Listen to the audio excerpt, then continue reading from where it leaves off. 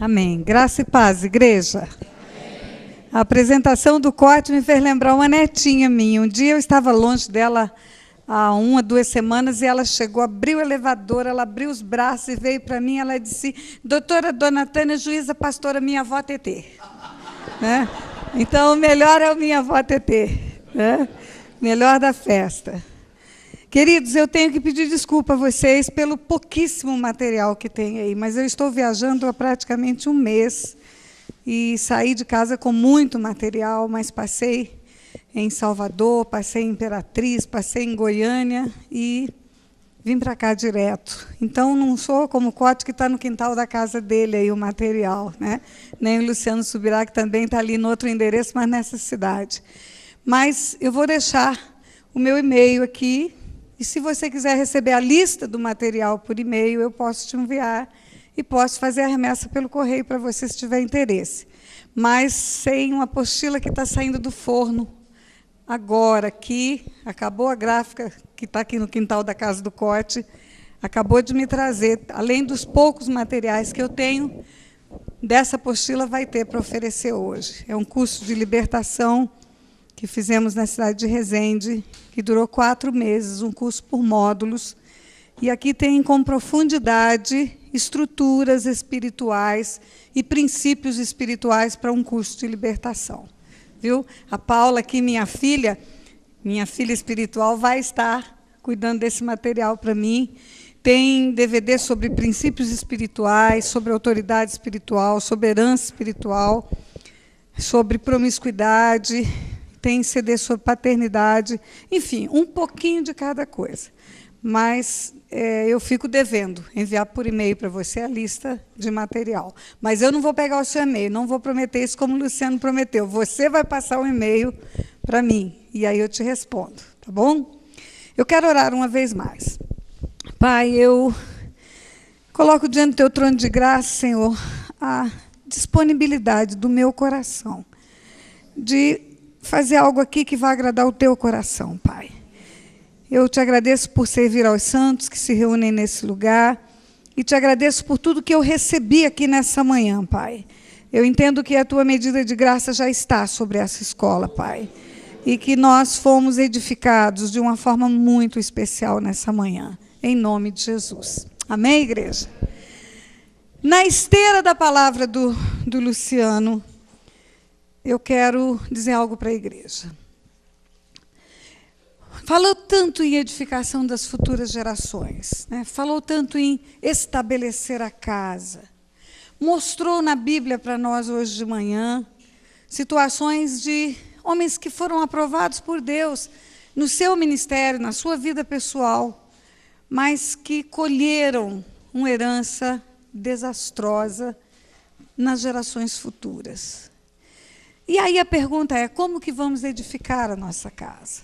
Como que nós vamos edificar a nossa casa e como que nós vamos ser conselheiros de ovelhas, pessoas que vêm nos ajudar para edificar a casa deles, para ajudá-los na edificação da casa deles? E a resposta sempre vem naquilo que a palavra de Deus nos diz: se o Senhor não edificar a casa, em vão trabalham os que a edificam. Se o Senhor não edificar a casa, não tem metodologia, não tem estrutura de psicologia, não tem nada que funcione. Então, é atrair Deus para dentro da nossa casa. E não apenas Ele para a nossa vida, não apenas a medida de unção para o nosso ministério, mas atrair os princípios de Deus, porque aplicados os princípios de Deus em cada membro da família, da forma como Deus determina, com certeza nós vamos poder edificar cidades antigamente assoladas, arruinadas, destruídas de geração em geração e deixar uma geração bendita na terra. Quando Deus criou o universo, Ele estabeleceu princípios. Ele estabeleceu princípios que são fundamentos e Ele trabalha nesses princípios. Nós vemos que tudo que aprendemos na Bíblia são preceitos e conceitos estabelecidos por princípios que Deus fez. Quando Deus estabelece princípios, Ele mesmo se coloca nesses princípios. É como um justo juiz que tivesse uma lei para aplicar e que ele não fica fora da inteireza, da justiça dessa lei. Ele não aplica essa lei para todos e ele próprio fica à parte. Ele entra por inteiro quando ele estabelece um preceito.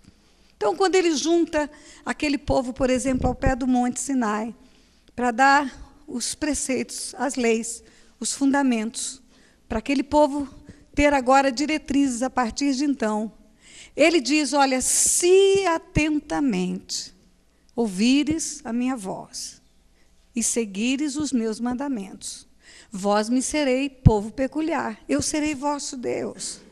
Então, quando ele diz isso, ele se encaixa. Ele dá um preceito, ele dá um princípio e ele se encaixa. Se você fizer isso, eu vou fazer isto. Se você reagir dessa forma, vai ter essa resposta. E você vai encontrar na lei de Deus toda a provisão de punição, quando nós rompemos esses princípios, mas toda a provisão de bênção, de recompensa, quando nós cumprimos os preceitos. Então, é uma lei perfeita. Ele fez para estabelecer o equilíbrio do universo que ele criou. E no coração dele, ao criar a terra e conceder essa terra como uma dádiva para o homem, ele quis estabelecer na terra os princípios que no seu coração haviam de justiça, de paz, de benignidade. E o homem na terra replicar aquilo que o coração de Deus tinha quando criou a sua imagem e a sua semelhança. Quando a Bíblia diz os céus são os céus do Senhor, mas a terra deu a ele aos filhos dos homens, em Salmo 115, versículo 16, o Senhor está dizendo, deu a terra para domínio, para governo.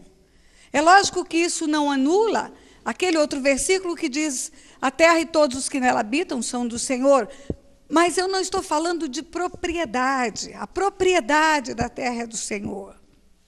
O Senhor tem o título, se fosse um imóvel, seria o título de propriedade com o registro de imóveis. Isso ele tem, por isso só ele pode destruir a terra, só ele pode fazer nova terra. Mas eu estou falando da figura jurídica do domínio, da posse. Ele entrega para que o homem domine, governe. Também disse Deus, Gênesis 1, 26, façamos o homem à nossa imagem, conforme a nossa semelhança, e tenha ele domínio sobre os animais que voam, que rastejam, que estão na água, sobre toda a terra. Esse domínio, esse governo que Deus entrega para o homem, era um propósito do seu coração de ter uma família na terra, nos moldes que ele estabeleceu no seu coração. Quando aprendemos sobre a paternidade de Deus, nós vemos que no livro de Lucas, capítulo 3, quando fala da genealogia de Jesus, aqueles textos que muitas vezes a gente passa batido, porque é fulano, filho de fulano, filho de fulano, termina dizendo Adão, filho de Deus. Adão, filho de Deus. Então, ao colocar um homem na terra, ao colocar esse homem ali, naquele jardim que ele prepara, a sua imagem, a sua semelhança formado, o propósito do coração de Deus era ter filhos na terra, uma família bendita. E ele estabelece o modelo perfeito nessa família, de proteção, de provisão, como aprendemos nas aulas de paternidade, de afeto, vindo do pai, a mãe, o consolo, como o pastor Luciano disse hoje, aquela que está junto, que amamenta, que traz no ventre. Deus estabeleceu um plano perfeito, onde quando cada um cumpre o seu papel, gerações e gerações e gerações, elas replicam a bondade dos seus antecedentes. Então, quando falamos de heranças espirituais, por exemplo, nós estamos sempre preocupados e focados com os passados, com a árvore genealógica, com os galhos mais grossos que vieram antes de nós. Aí estamos preocupados com a libertação nossa e até das nossas ovelhas, daqueles que procuram conselho, e estamos preocupados com quem foram seus pais, seus avós, seus bisavós, seus tataravós, para separar a questão da herança espiritual, que é a responsabilidade dos pais, que vem como um legado para os filhos, da responsabilidade pessoal para fazer as confissões dos seus pecados e das heranças para fazer as confissões dos pecados geracionais.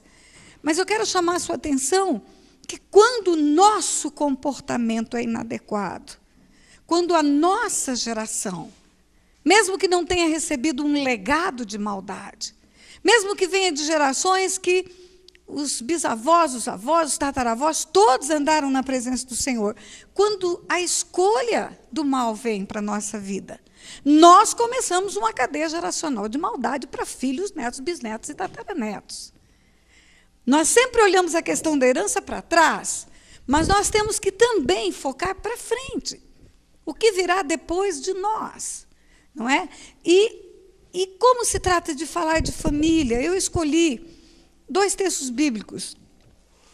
Não vou falar de herança, já foi falado aqui, vai ser abordado mais para frente, mas eu estou mostrando por que nós, ao sermos conselheiros, nós temos que verdadeiramente bater nessa tecla de herança sempre. Primeiro, para consertar o que fizeram antes de nós. E segundo, para deixar um legado de bênção para as gerações futuras. Não podemos dizer, tudo bem, eu estou bem, mas o que vai acontecer nas gerações futuras?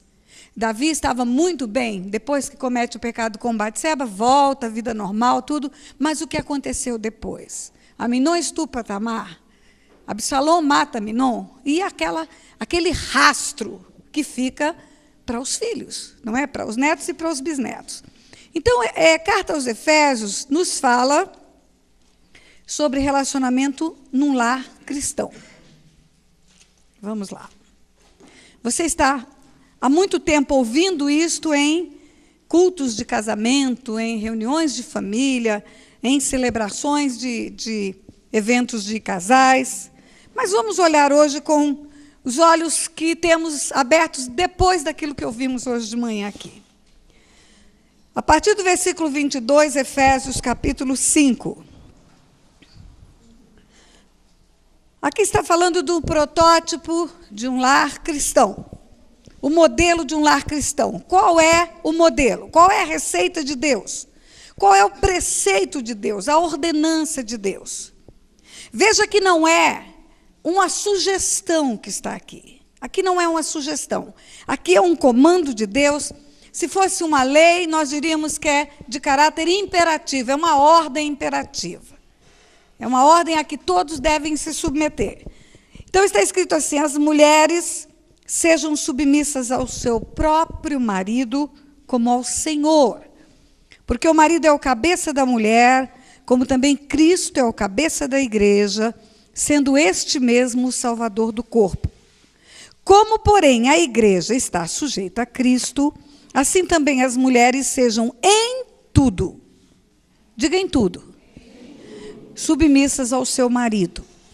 Maridos, amai vossa mulher, como também Cristo amou a igreja, e a si mesmo se entregou por ela, para que a santificasse, tendo-a purificado por meio da lavagem de água pela palavra. Diga, pela palavra.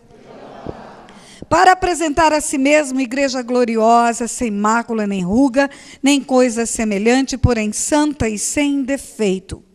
Assim também os maridos devem amar a sua mulher como ao próprio corpo.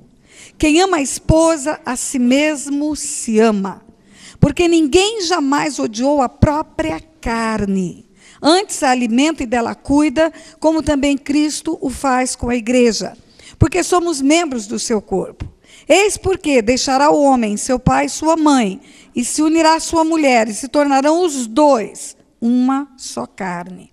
E no versículo 32, grande é esse mistério, mas eu me refiro a Cristo e à igreja. A Cristo e à igreja.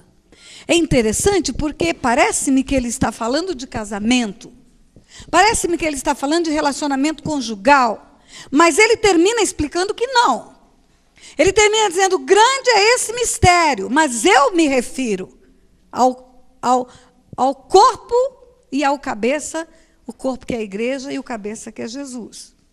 Então, ele está nos dizendo aqui, igreja, eu entendo assim, que o casamento, ele é um sinal e símbolo na terra do encontro de Jesus com a igreja. O casamento é profético, ele tipifica o encontro de Jesus com a igreja. A submissão da mulher em tudo ao seu marido. E o amor do marido de proteção, de cuidado, de zelo pela sua esposa. de tratá-la como se fosse a si mesmo. Isso vai ser um ato profético na terra para que o mundo entenda a união de Jesus com a igreja. É mais ou menos assim. Quando o casamento vai por água abaixo, quando o marido troca a mulher, uma de 40 por duas de 20, quando a mulher trai o seu marido, a mensagem espiritual que está sendo passada para o mundo é que o Senhor pode ter uma outra igreja e a mulher pode trocar o seu senhor por outro qualquer, que não é o seu marido, que não é o seu cabeça. Então, os atos que ocorrem no casamento, o proceder de acordo com a palavra de Deus, ou a destruição que se instala pela aplicação de modelos infernais, eles respondem no mundo espiritual de uma tal maneira que influencia a leitura que o mundo faz do encontro de Jesus com a igreja. Não vos conformeis com esse mundo, mas transformais pela renovação da vossa mente. O nosso comportamento nos faz como luzeiro no meio de uma geração corrupta. O nosso proceder passa a ser um espelho do que é verdadeiramente a vida da igreja com Jesus. E aí vamos ver isso aqui com detalhes. Então, mulheres, sejam submissas ao seu próprio marido como ao Senhor. Eu creio que Deus fala aquilo que é o mais difícil. Ele fala da submissão para a mulher e ele fala do amor para o marido. O marido mais lógico, mais racional, a mulher mais emocional. Então, ele fala, maridos, amai vossas mulheres. Amai, aquela manifestação de amor, mas é o amor de 1 Coríntios. É um amor que não desiste nunca, que tudo suporta. Um amor que não suspeita do mal. Enfim, é o amor bíblico. É o amor com que Jesus nos amou. Porque quando Jesus fala de amor para os discípulos dele, quando o Senhor nos fala de amor, ele fala daquele amor que ele determina como o 11º mandamento. Um novo mandamento vos dou, que vos ameis uns aos outros como eu vos amei. E nisto todos conhecerão que sois meus discípulos. Um amor igual dele, um amor que transcende o entendimento do homem. Um amor que faz com que os defeitos sirvam para intercessão e para o perdão. Qual foi o amor dele na cruz? Pai, perdoa porque não sabem o que fazem. O que ele exerceu na cruz? Intercessão e perdão. Intercedeu ao Pai e perdoou. Então, quando fala para a mulher ser submissa, porque o mais difícil para a mulher é a submissão. Não sei vocês, mas tem chegado às minhas portas para atendimento tantos casamentos que são arrombados, destruídos por Satanás, por causa da insubmissão da esposa. Você vai procurar a motivação, o marido diz, eu não aguento mais. Ela me desrespeita, e me desrespeita diante dos filhos. E ela me desonra, e ela quebra essa cadeia de autoridade na minha casa. Queridos, a cadeia de autoridade começa no céu. Nós aprendemos isso. A cadeia de autoridade começa no céu, e ela é delegada por Deus, pelo próprio Deus.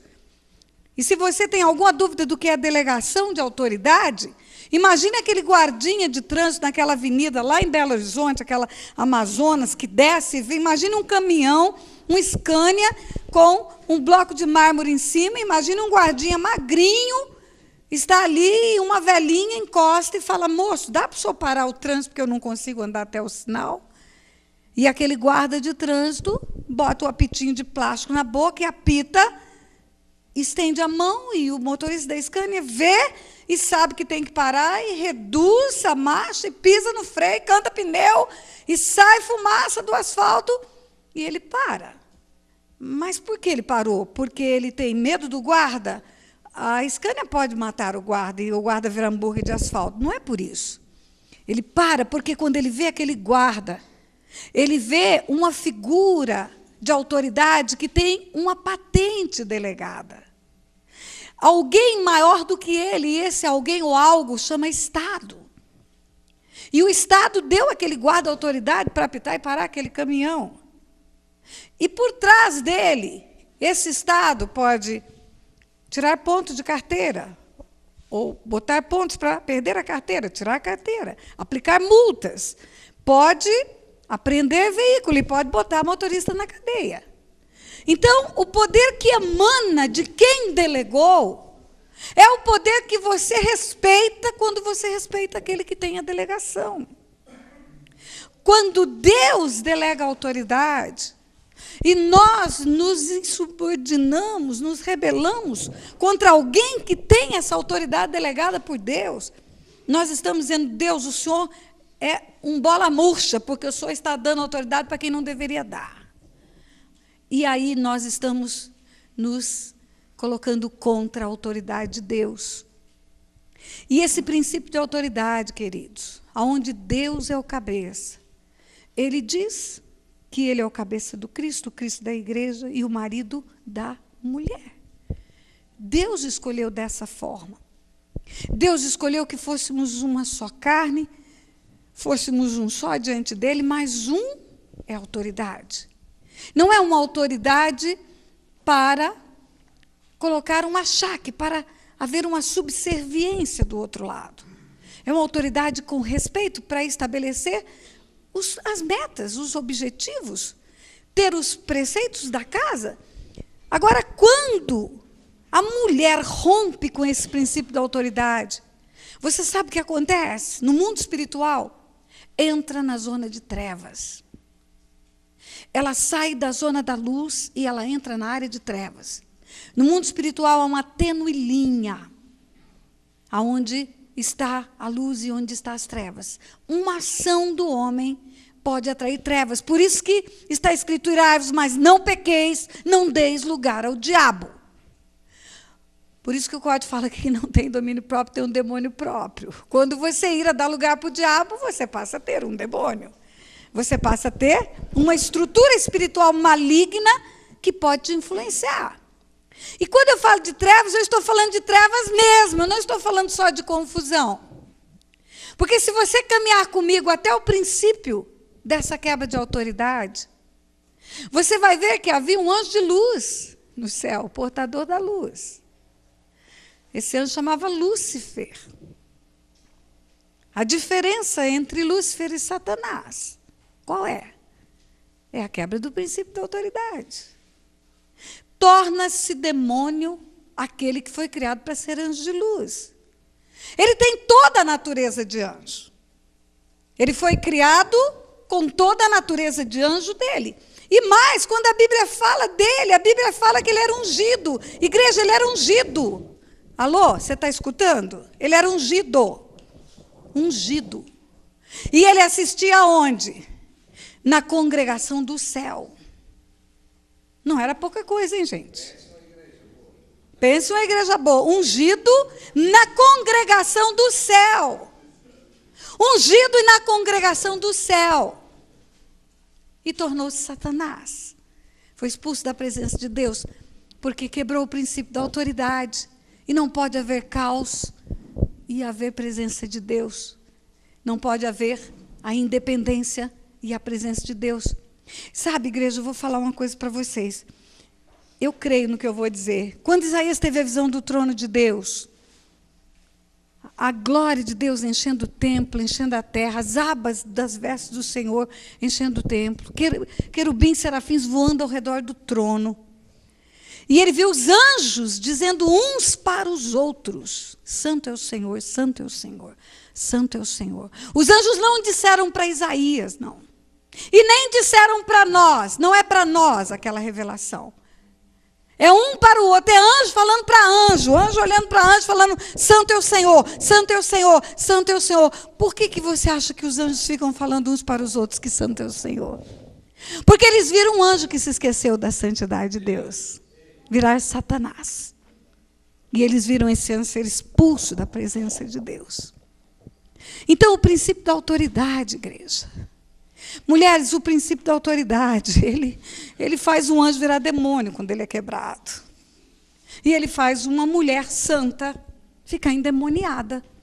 Ou abrir as portas para Satanás na sua casa, no seu lar, quando é quebrado esse princípio da autoridade.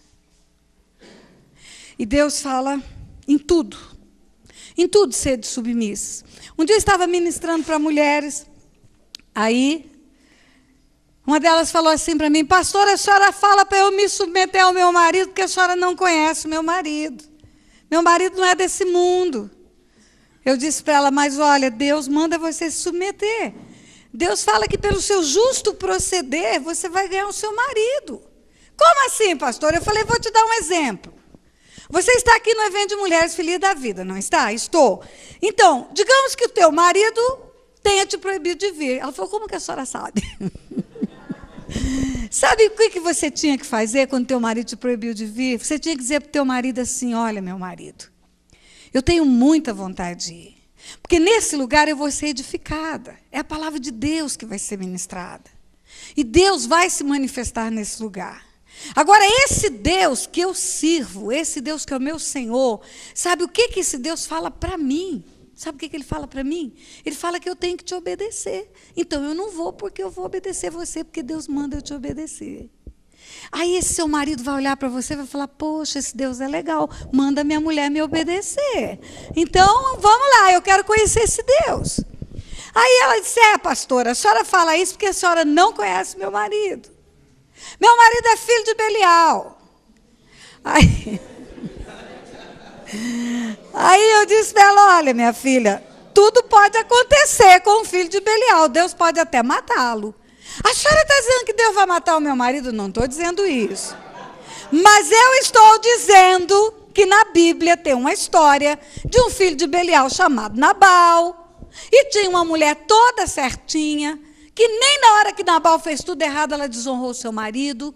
E sabe o que Deus fez? Matou Nabal. E sabe o que aconteceu depois? Ela ficou viúva e casou com Davi. Então os filhos de Belial, cuidado, porque tem um reizinho esperando viúvas nesta terra. Viu? Tem.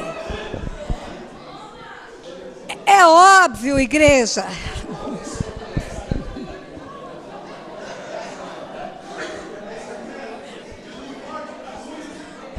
Calma. Calma. Você viu? É óbvio, igreja, que Deus não quer. É óbvio, igreja, que Deus não quer uma submissão à violência doméstica, uma submissão ao abuso sexual. Deus não quer isso para a nossa vida. A submissão é enquanto estiver com o respaldo da palavra dele. A partir desse momento, você está liberada para fugir e não para se rebelar. Porque Davi fugiu, mas ele não se rebelou contra Saul. O menino fugiu, o Senhor falou, o pai falou: José, pega o menino e foge, porque Herodes quer matar. Tem hora, é hora de fugir. Mas não se rebele contra a autoridade. Não se rebele nesses casos extremos de violência doméstica, de abuso sexual e outras coisas que são gravíssimas. Você não precisa ficar. Mas, em compensação, não faça aquilo que vai ferir o coração de Deus. Porque você abre uma janela. Quando a cadeia de autoridade é rompida pela mulher, pela esposa, sabe o que acontece no lar? Vem em cadeia, feito dominó.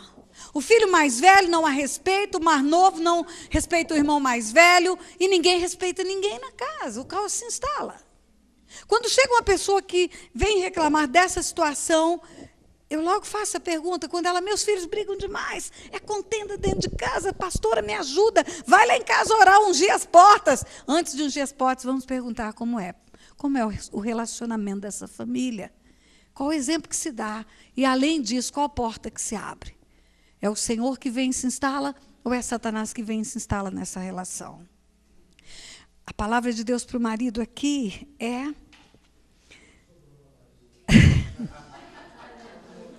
amai vossa mulher como Cristo também amou a igreja.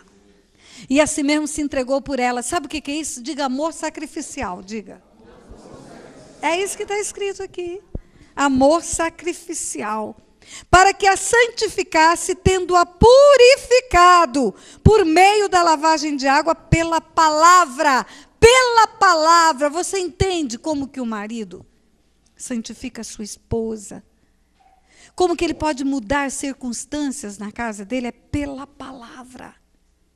É aplicando preceitos da palavra de Deus até para admoestar a sua esposa. Até para trazer o que é correto para dentro de casa. Mas sempre pela palavra. Para quê? Para apresentar a si mesmo, a si mesmo. Ele vai trabalhar na vida dessa esposa. Ele vai cuidar dessa mulher. Ele vai trazer para ela o ensino da palavra para apresentar a si mesmo.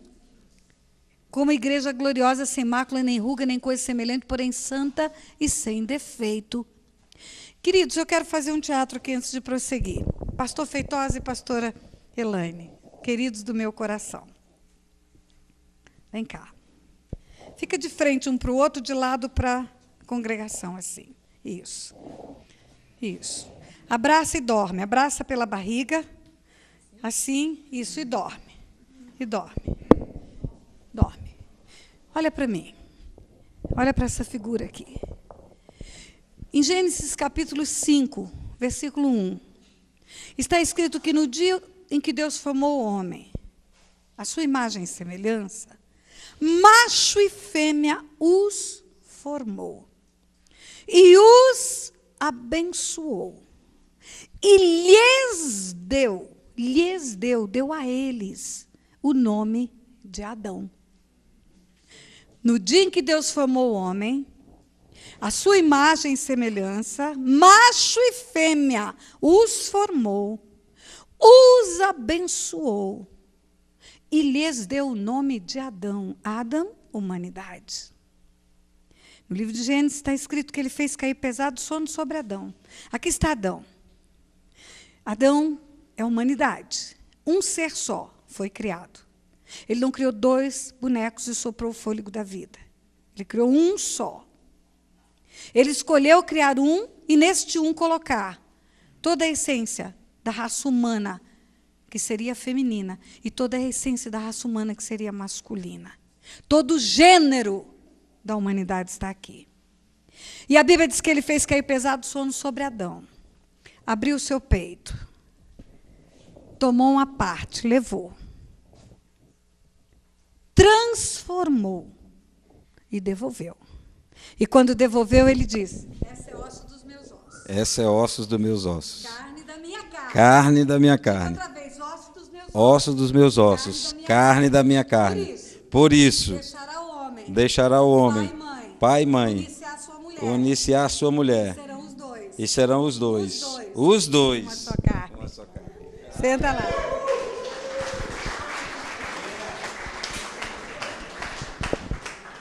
Queridos, Adão não sabia o que era pai e mãe. Adão não sabia o que era pai e mãe. A única experiência de Adão foi com Deus quando ele abriu os olhos. Mas ele fala, quando é devolvida a ele essa parte. Por isso deixará o homem pai e mãe, unir-se à sua mulher e serão os dois uma só carne. Não é Adão que está falando. É Deus que está profetizando pela boca de Adão. O primeiro profeta bíblico é Adão. E a primeira profecia sobre casamento. Por que eu sei que não é Adão? Porque quando Jesus é inquirido pelos fariseus a respeito do divórcio, no livro de Mateus, capítulo 19, que perguntam a Jesus: é lícito ao homem repudiar sua mulher por qualquer motivo? Jesus responde: não viste o que disse o Criador desde o princípio? Deixará o homem pai e mãe, unir-se à sua mulher e serão os dois uma só carne. Os fariseus continuam na investida, que depois nós vamos falar sobre isso. Mas eu quero dizer para você que quando continua essa palavra, agora no 28, assim também os maridos devem amar a sua mulher como ao próprio corpo, como parte sua. Quem ama a esposa, a si mesmo se ama. A si mesmo se ama. Porque ninguém jamais odiou a sua própria carne. Esta é carne da minha carne, ossos dos meus ossos. Mas antes a alimenta e dela cuida, como também Cristo faz com a igreja, porque somos membros do seu corpo. Eis porque deixará o homem, seu pai e sua mãe, unir-se à sua mulher e serão os dois uma só carne.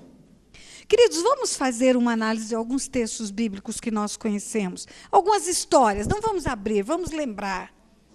Analisando sobre esse entendimento, à luz desse entendimento. Vamos pegar a história de Adão. Vamos começar lá no Éden. Adão e Eva. Deus deu tarefas específicas. A sujeição dela para ele. Aqui está dito no Novo Testamento. No Velho Testamento, lá no Éden, eles dois receberam um governo, eles dois receberam a ordem de Deus para multiplicar, para frutificar, para encher a terra. Agora, Deus falou claramente com o homem, com Adão: guarda o jardim. O jardim é a casa, guarda a casa. Protege a casa, porque ali já estava estabelecido que ele seria o cabeça, o guardião. Ele seria aquele que daria respostas diante de Deus para o que acontecesse naquele lugar. Guarda a casa, proteja a casa. Por que guarda? Porque Satanás já foi expulso dos céus. Lúcifer já virou um demônio. E esse demônio já está rodeando a terra. E já está rugindo como leão, buscando como quem possa tragar e querendo entrar. E ele sabe qual é o princípio para sair da presença de Deus. É a desobediência. Ele já aprendeu na prática que se ele for desobediente à vontade de Deus, é expulso. Então, esse homem formado à imagem e semelhança de Deus, se for desobediente, também vai ser expulso. E agora o intuito dele, ferir o coração de Deus, tirar o homem do lugar onde Deus o colocou. Éden, presença de Deus. Éden é presença de Deus. E aí ele vai induzir o homem, influenciando quem? A mulher. Você escuta muitas piadinhas sobre isso. A mulher é responsável, a mulher é responsável, a mulher é responsável. Queridos irmãos, aonde estava Adão quando Satanás estava no jardim que ele tinha que guardar? Aonde ele estava? O que ele estava fazendo quando a mulher dele conversava com o diabo? Num papo aberto com Satanás. E ele não se deu conta. Ele não foi colocado lá para ser jardineiro do Éden, como você pensa. Guardar o que era seu. Ele recebeu para dominar, para cuidar e dominar. E frutificar e comer dos frutos daquilo ali. É como se um pai desse uma fazenda de porteira fechada para o filho. Agora guarda essa fazenda. Guarda. A negligência espiritual do homem deixou que o pecado entrasse na terra. Quando Deus falou, ele falou com o homem. O homem negligente espiritual, pela condução da sua casa, não assumindo o seu papel de cabeça, permitindo que esse papel seja usurpado por sua esposa, negligenciando a cobertura de oração, a cobertura espiritual da sua casa. Não orando pela sua esposa, não orando pelos seus filhos. Ele está abrindo uma porta para o inimigo entrar no jardim e assolar as gerações futuras, sim. Destruir o que ele tem e destruir as gerações futuras. Porque nós estamos cansados de ver casamentos acabando no meio da igreja. No meio da igreja. A falta da submissão, a falta do cumprimento desse papel de autoridade, de atrair as coisas do céu para casa, de estabelecer limites. E aí você continua andando na Bíblia. Vamos ver Abraão e Sara. Ainda era Abrão e Sarai. Ainda não havia troca dos nomes. Quando Deus manda esse homem seguir para ir rumo a uma terra que Deus lhe daria, ele vai e para no Egito. Tem fome na terra, ele tem medo da fome, ele vai para o Egito. Primeira coisa, não confiou na provisão de Deus. Chegando no Egito, esse homem entrega a sua mulher nas mãos de Faraó. Preocupado com a sua sobrevivência, preocupado com a sua vida, não porque podem me matar se descobrirem que ela é minha mulher, porque ela é linda demais. Então eu vou mentir que ela é minha irmã, e sendo linda demais e sendo irmã, foi levada para a cama de Faraó. Queridos, não ficou pouco tempo na cama de Faraó, não. Sarai ficou muito tempo, porque quando você vai ler o texto bíblico, Abrão ainda ficou rico. Teve ovelhas, teve cabras, teve escravos, teve prosperidade. Foi um longo tempo. Um longo tempo pagando a sua prosperidade com o sacrifício da sua mulher. Que proteção é essa? Aí você vai entender. Por que 400 anos de cativeiro? No Egito. Aí você vai entender, olha as gerações futuras sofrendo a consequência da negligência espiritual do papel de protetor, de cobertura. O papel de guardião da sua casa. Aí você vai entender porque o ventre da sua mulher foi oferecido para o Egito. Ah, meu Deus. Aí você vai entender por que quando ele tem a promessa de Deus de ter filhos e não gera filhos, a mulher dele oferece o ventre de uma egípcia para ele. Consequências espirituais de descumprimento dos preceitos, dos princípios de Deus. E quando você continua andando, você vai agora para o filho Isaac dele. Isaac, Rebeca, coisa linda. Vemos tantos textos, Rebeca de Isaac, Isaac de Rebeca. Você se lembra do velho Isaac velho? Estava sobre o leito, já quase cego. E você se lembra que Rebeca teve gêmeos, Esaú e Jacó? E aqui eu quero fazer um parênteses para você. Quando ela disse, tem uma confusão aqui na minha barriga, sabe o que Deus respondeu para ela? Tem 2 nações aí dentro, nações. Não tem 2 crianças, tem 2 nações. Quando a mulher aborta, ela aborta nações. Ela aborta filhos, netos, bisnetos, tataranetos e toda a linhagem dela, que viria daquela criança. Tem 2 nações no seu ventre. Agora Deus dá uma comunicação para ela. O mais novo vai dominar. O mais velho, o primogênito, vai estar sob o domínio do mais novo. Quando ela recebeu essa palavra, Deus não estava pedindo ajuda para ela, não. Deus estava protegendo o coração dela, eu creio nisso, já para se preparar para as coisas que iriam acontecer. Agora, o que aconteceu no coração de Rebeca? Imediatamente ela tomou aquilo como uma preferência agora, para justificar uma preferência pelo filhinho da mamãe. O caçulinha vai governar. E quantas mulheres, com preferência a um filho, cria contenda na sua casa, cria confusão no seu lar, inimizade entre irmãos, porque ela tem um queridinho da mamãe dentro de casa. Mas aí foi além essa história. Aí você vai ver o velho doente, quase cego, e ela que já tinha aprovado a tomada da primogenitura, agora ela quer a bênção da primogenitura para ele. E ela fala para ele, vai lá e engana seu pai. Você faz assim, assim, assim, assim, e engana o seu velho pai. O rapaz teve mais juízo que ela. Mãe, ele vai me amaldiçoar se ele perceber. Ela falou, não, eu tomo para mim. Eu resolvo, pode deixar que eu dou conta desse negócio. Assumo tudo isso. E ela faz e cumpre aquele projeto diabólico. Queridos, eu preciso dizer uma coisa para você antes de terminar essa história. Nem toda a sabedoria do céu. A mulher sábia edifica sua casa, sim. A mulher sábia edifica sua casa, sim, mas eu quero ler para você o que está escrito em Tiago, capítulo 3, versículo 13.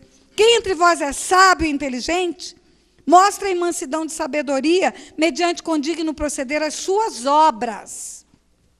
Se, pelo contrário, tendes em vós coração de inveja amargurada e sentimento faccioso, nem vos glorieis disto, e nem mintais contra a verdade. Essa sabedoria não é aquela que desce do alto, antes ela é terrena, animal e demoníaca. Tiago 4, 13 em diante. 3, 13 em diante, perdão.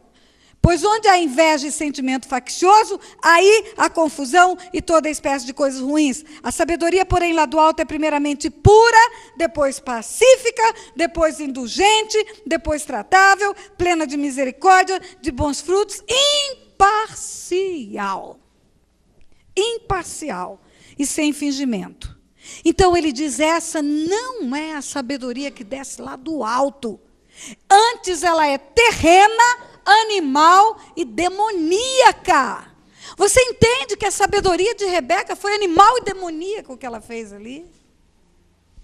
Ela leva um filho a desonrar um pai. Ela quebra os dois princípios. Ela quebra o princípio da submissão e ela quebra o princípio de ensinar o filho a honrar o pai. O filho chega a exortar a mãe, mãe, esse negócio não vai dar certo. E ela diz, não, faça. Agora, qual foi a consequência espiritual disso? Eu estou querendo falar de consequências. Qual foi a consequência espiritual disso? Olha, eu já digo de cara, ela perdeu os dois filhos.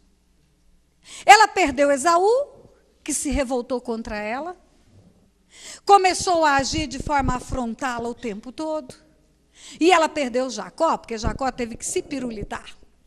Jacó teve que fugir, porque Esaú queria matar Jacó. Jacó ficou 21 anos lá em outra terra. A Bíblia não conta que Jacó encontrou com Rebeca outra vez. A Bíblia conta que ele encontrou com Esaú. Ele reconciliou com Esaú, mas ele não se reconciliou com sua mãe, senão estava aqui. Ou então essa mãe morreu antes dele voltar. Então essa mulher perdeu os dois filhos. Você entende que aquele princípio que diz que o homem de bem toma nos braços os filhos e os filhos dos filhos, ela não viu na vida dela? Ela não viu. Os filhos dos filhos, Labão viu. O sogro de Jacó, mas ela não. Você entende a semente da insubmissão, aonde ela pode chegar? Que frutos ela pode produzir? Ela pode trazer para as gerações futuras uma desagregação familiar, aonde ninguém se entende com ninguém. Quando chegar para atender uma família dessas totalmente desagregada, você pode procurar que vai ter uma matriarca insubmissa. Vai ter uma matriarca que fez algo que abriu essa janela no mundo espiritual. E as coisas começaram a ruir nas gerações futuras. E aí, queridos, Deus vai dando os papéis que nós temos que cumprir. As leis de Deus, elas são protetivas. Deus não estabelece leis para impor limites abusivos conosco. Ele faz uma cadeia, um cerco de proteção. Então, quando ele estabelece esse princípio da submissão à autoridade da esposa, ele está fazendo um cerco de proteção na família. Ele está protegendo as gerações futuras de desagregação familiar. Quando ele estabelece o princípio da autoridade do homem, ele está estabelecendo a proteção do lar. Porque o cabeça, linkado com esse princípio, ele está linkado com o céu. E ele terá a presença de Deus na casa dele, na vida dele, quando ele cumpre esse papel de líder e de cabeça. Não negligencie esse papel. Porque se ele for negligenciar, se ele for complacente com a insubmissão da sua mulher, não tomar esse papel de autoridade, Satanás entra no jardim. E ele entra no jardim e o homem perde a presença de Deus. Amém? Está comigo, igreja? Está comigo, né? Primeira epístola de Pedro.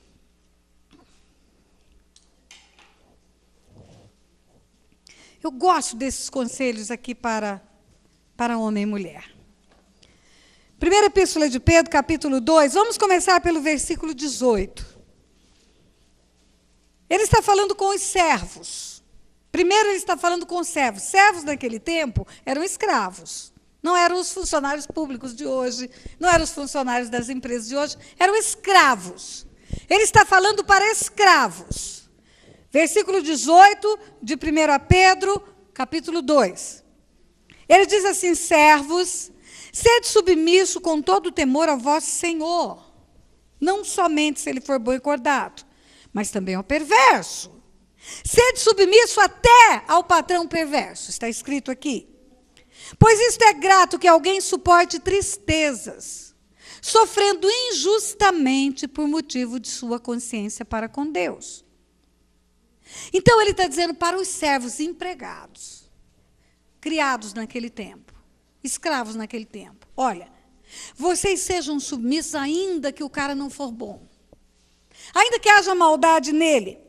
Por quê? Porque o seu proceder, a sua consciência para com Deus, te levando a uma submissão sacrificial, isso vai ser de grande valor diante de Deus. Deus vai olhar para você e vai dizer: poxa, esse galardão tem que ser maior do que aquele que tem um patrão bonzinho. Porque esse cara está suportando, por amor a mim e a minha palavra, ele está suportando uma submissão com sacrifício. Aí, quando ele começa o 3, capítulo 3, ele diz: mulheres, sede vós igualmente submissas ao vosso próprio marido. Igualmente a quê? Aos servos. Ele está fazendo uma comparação com o que ele acabou de falar ali atrás. Igualmente, como eu falei para os servos, eu falo para vocês, mulheres. Sede submissos ao vosso próprio marido, para que, se ele ainda não obedece à palavra, seja ganho, sem palavra alguma, por meio do procedimento de sua esposa, ao observar o vosso honesto comportamento, cheio de temor. É aquilo que eu falei. Olha, não é o que eu quero, mas é o que eu farei, por amor ao meu Deus. Mulher, não tem engano maior, presta atenção, mulheres, câmeras em mim, ó. Não tem engano maior de uma mulher do que aquele onde ela diz assim: eu vou, porque importa obedecer a Deus e não a homens, e meu marido é homem, e eu vou mesmo para a igreja. Querida, o Deus que você está dizendo que obedece, mandou, ele disse: sede submissas. Mandou você obedecer o seu marido. Então você está num engano, achando que na insubmissão ao marido está obedecendo a Deus. Você nunca vai ter o aval de Deus para isso. Essa questão da autoridade é tão séria no coração de Deus, que quando ele fala de votos, se você fizer um voto de jejum, um voto de consagração, e o teu marido disser: não cumpra o voto, Deus te desobriga de cumprir o voto, para que você não seja insubmissa ao seu marido. Ele vai se entender com seu marido, mas ele permite que você descumpra com ele para ser submissa ao marido que ele colocou como autoridade na sua vida. Dá para você entender isso? Agora, olha o que ele diz no versículo 7. Maridos, vós igualmente vivei a vida comum do lar. Olha, comum, igreja, é comum. A vida comum do lar. Marido, você e ela tem que viver comum. Com discernimento. Olhe para mim, igreja. Ele não está falando com entendimento, com conhecimento. Ele não está falando de coisas naturais. Ele está falando de coisas espirituais. Discernimento é discernir o que espiritualmente significa ser um só com ela. Vivei a vida comum do lar com discernimento. E tendo consideração com a vossa mulher como uma parte mais frágil. Queridos, aqui não está escrito a pessoa mais frágil. É a parte, você lembra? Você e ela, juntos diante de Deus, formam um todo, composto de duas partes. Uma parte é ela, outra parte é você. Tratando-a como a parte mais frágil fisicamente, mais frágil emocionalmente. Agora, olha o que continua a dizer aqui. Tratai-a com dignidade, porque sois juntamente, herdeiros da mesma graça de vida, para que não se interrompam as vossas orações. Hoje de manhã o pastor Luciano Subirá fez alusão a esse versículo. Olha, vou repetir. Maridos, vós igualmente, vivei a vida comum do lar, com discernimento, tendo consideração com a vossa mulher como a parte mais frágil. Tratai-a com dignidade, porque sois juntamente, os dois conjuntamente juntos, herdeiros da mesma graça de vida, para que não se interrompam as vossas orações. Deus está dizendo, se for um time só, vai levar toda a provisão de bênção. Se for 2 times, não leva nada. Ele está dizendo aqui, olha, há uma graça de vida. Há uma graça de vida, uma graça de vida abundante. Há uma graça de estabelecer família bendita na terra. Há uma graça de tomar nos braços os filhos e os filhos dos filhos. Há uma graça de ser recolhido em robusta velhice, como um feixe de trigo a seu tempo. Agora, isto eu estou oferecendo para os 2. Quando uma herança é oferecida para 2 juntamente, eles se tornam coerdeiros da mesma coisa. Vamos imaginar que aqui seja herança, esse púlpito aqui. Isto aqui é a herança. Um púlpito de ouro para ser entregue. Ou ele entrega para os 2, ou ele não entrega para nenhum, e nunca eles saberão que havia essa herança para eles. As promessas de Deus estavam feitas e nunca chegaram e nunca aconteceram. Tem alguém aí? Um dia, Deus chegou para Abrão, ainda era Abrão, desposado de Sarai. Abrão que já tinha colocado Sarai na mão do Egito. Abrão que já tinha dado o ventre de Sarai para o Egito entrar. Um dia Deus chegou para ele e falou, olha, eu vou te fazer pai de multidões. Você vai ser um homem próspero, abundantemente próspero. Tudo que você tocar vai ser abençoado. Você vai ser pai de multidões. Olha para o céu, você está vendo as estrelas? Tão numerosas quanto são elas, será a sua descendência. Deus falou com ele, porque ele é o cabeça dentro dessa cadeia de autoridade. Agora, quando Deus falou com ele, com o macho, com a parte masculina dessa relação de uma só carne, Deus não estava excluindo Sara disso. Quando Deus falou para Abraão, eu te farei pai de multidões, considerando esse princípio bíblico, que os 2 são juntos, herdeiros da mesma graça de vida, Deus estava incluindo Sara nessa promessa. Mas nem Abrão nem Sara entenderam isso. Abrão entendeu que era para o homem, o macho. Eu te abençoarei. Só que quando Deus olha para ele, Deus e ela junto. Deus está falando para uma só carne. Ele está falando para uma parte, porque essa parte é a cabeça, mas a outra parte junto forma o todo. Sara também entendeu que era só para Abrão, Sarai. E aí você conhece a história. Este homem já era velho, idoso. Sara já tinha cessado o costume das mulheres, não menstruava. Então, acha-se uma solução, ideia de Sara. Ideia de Sara, Sara deve ter sido tão infeliz naquele Egito.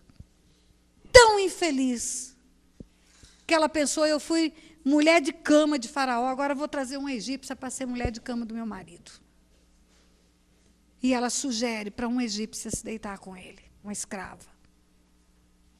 E você conhece a história, nasce Ismael. Queridos, Ismael já era um adolescente, 14 anos.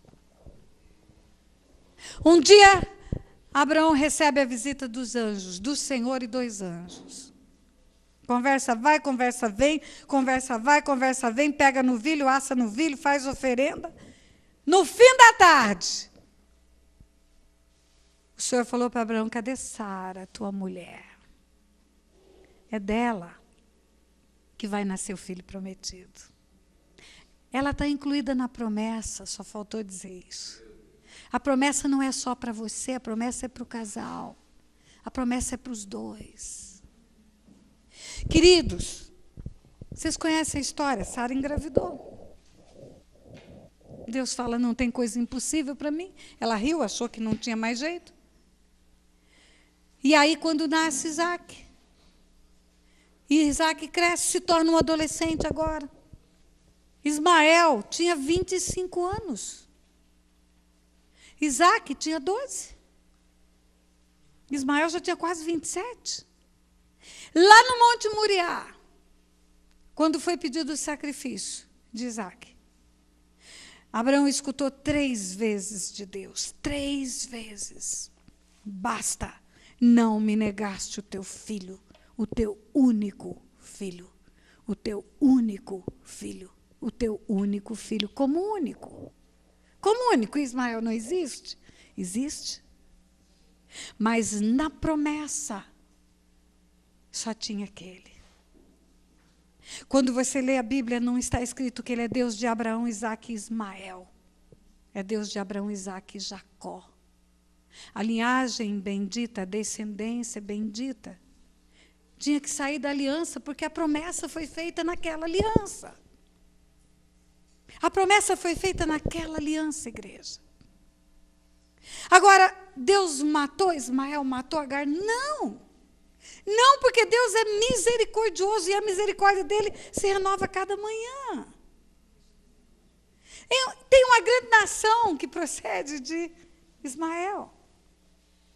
Mas aquelas bênçãos que foram prometidas por Deus, elas estão naquela aliança.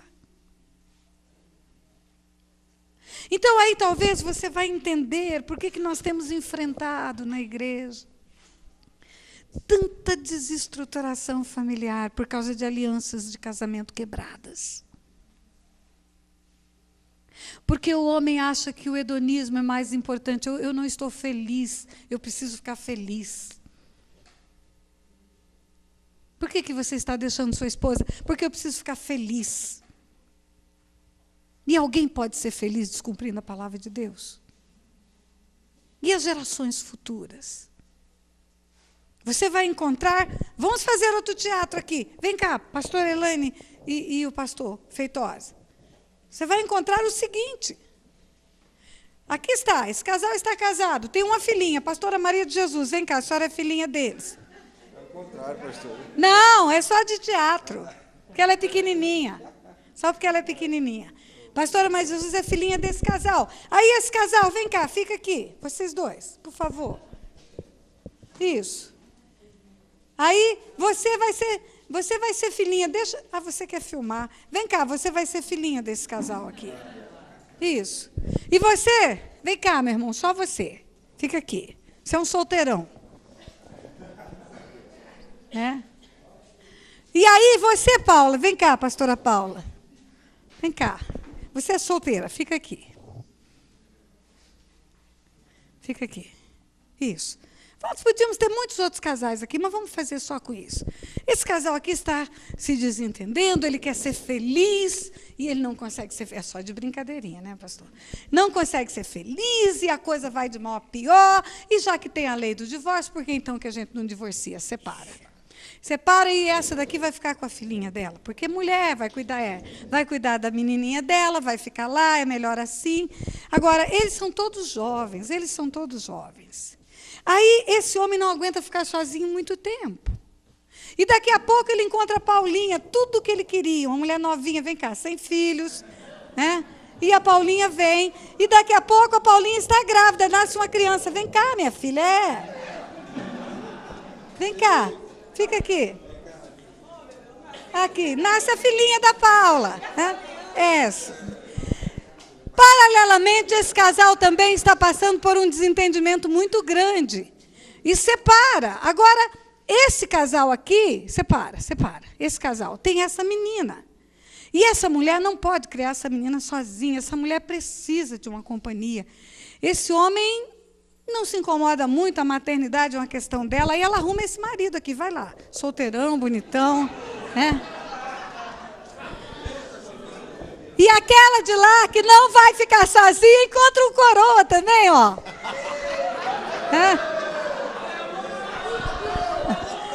Aí, é assim, essa menina, peraí. Essa menina aqui, ó, que é filha dessa mulher com esse homem, agora tem esse homem sobre a vida dela, como autoridade. De vez em quando ela vai visitar esse casal aqui, porque esse é o papai dela.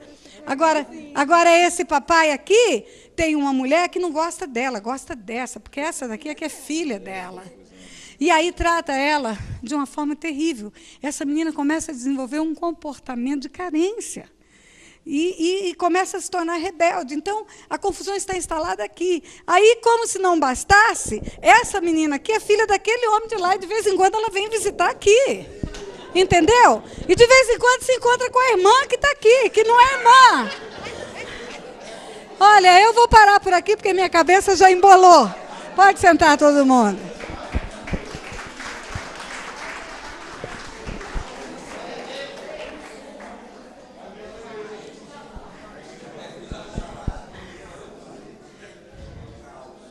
Você acha mesmo que isso é um projeto de Deus para a família? Você acha mesmo? Você acha que porque tem uma lei nesse país que autoriza, nós podemos ver o divórcio como uma coisa assim, quase que casual na nossa vida? Um dia um homem encontrou comigo lá em Resende, pastor, eu quero lhe apresentar a minha esposa atual, já era a terceira, eu falei, quando que ela vai desatualizar?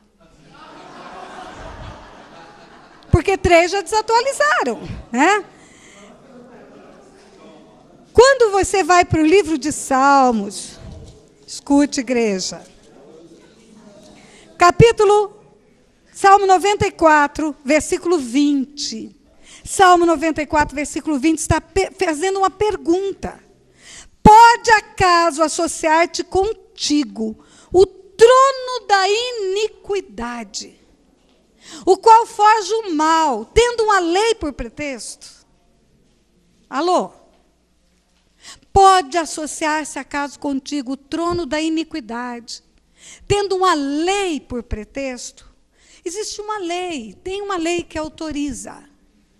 Tem uma lei que autoriza o divórcio, então tudo bem, nós não precisamos mais deixar de ser felizes. E nós vamos romper as alianças estabelecidas tendo Deus como testemunha. Queridos, quando os fariseus, em Mateus 19, quando eles foram inquirir a Jesus a respeito desse assunto, eu quero que você abra a tua Bíblia comigo. Mateus 19.